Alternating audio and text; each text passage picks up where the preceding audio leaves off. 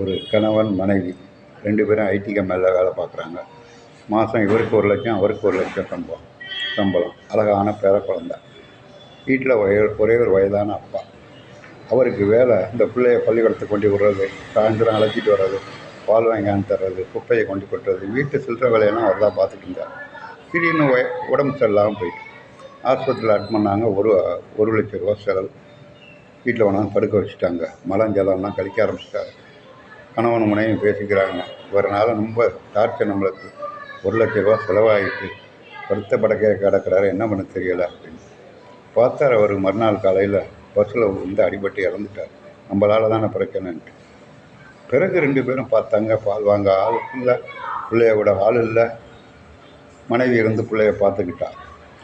அந்த குடும்பத்தில் அன்பும் அறனும் இல்லாமல் போச்சு. இதுதான் வள்ளுவர், அன்பும் அறனும் உடைத்தாயின் இல்வாழ்க்கை பண்பும் பயனும் அது